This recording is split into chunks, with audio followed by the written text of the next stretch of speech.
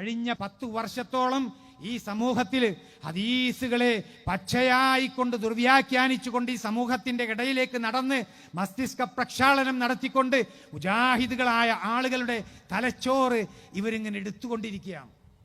അതുകൊണ്ടാ പറഞ്ഞത്, മുജാഹിദുകളുടെ മുമ്പിൽ ഇത് നമ്മൾ 2 കൂട്ടരും കൂടിയിട്ട് ഒരുമിച്ച് ഇങ്ങോട്ട് ഒരു വേദിയിൽ അങ്ങോട്ട് നിന്ന് കഴിഞ്ഞാൽ അത് യാക്കൗമിന് സ്വീകരിക്കാൻ വേണ്ടിയിട്ട് ഒരു തടസ്സമില്ല എന്നുള്ളതാണ്. പക്ഷേ അതിനെ മുമ്പ് അനസ് മൗലവി പറഞ്ഞ വളരെ ഗൗരവമുള്ള ഒരു വാക്കുണ്ട്. അതെന്താണെന്നറിയോ?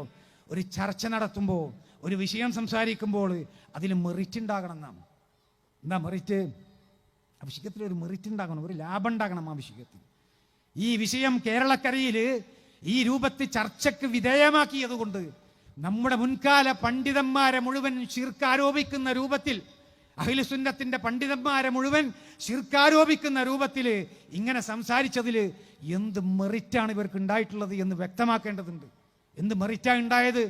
മുവഹിദുകളായിട്ടുള്ള ആളുകൾ മുശ്രിക്കുകളാണ് എന്ന വാദം സമസ്തക്കാരായിട്ടുള്ള ആളുകൾക്ക് തൗഹീദിന് എതിരെയായിക്കൊണ്ട് ശിർക്ക് പ്രചരിപ്പിക്കാൻ വേണ്ടി ഏണി വെച്ചു കൊടുത്തതാണോ ഇവർ പറയുന്ന മെറിറ്റ്? എത്രയോ മുവഹിദുകളായിട്ടുള്ള ആളുകൾ, എത്രയോ കുടുംബങ്ങളിൽ പ്രയാസങ്ങൾ ഉണ്ടായിട്ടില്ലേ? എത്രയോ പള്ളികൾ ഭിന്നിച്ചു പോകുന്ന അവസ്ഥയുണ്ടായിട്ടില്ലേ?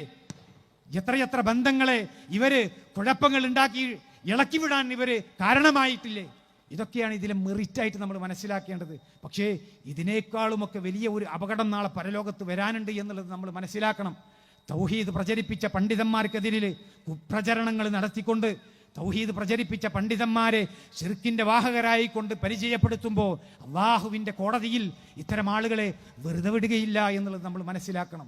ഏതെങ്കിലും ഒരു സത്യവിശ്വാസിയെക്കുറിച്ച് അവനിൽ ഇല്ലാത്തത് ആരെങ്കിലും ആരോപിച്ചാൽ നരകവാസിയുടെ നീരിൽ അള്ളാഹു സുബ്ഹാനഹു വ തആല അവനെ താമസിപ്പിക്കുമെന്ന് ഇമാം അബൂദാവൂദ് രേഖപ്പെടുത്തിയ ഹദീസിലുള്ളതാണ്. നമ്മൾ ശരിക്കും അതിന്റെ ഗൗരവം മനസ്സിലാക്കണം.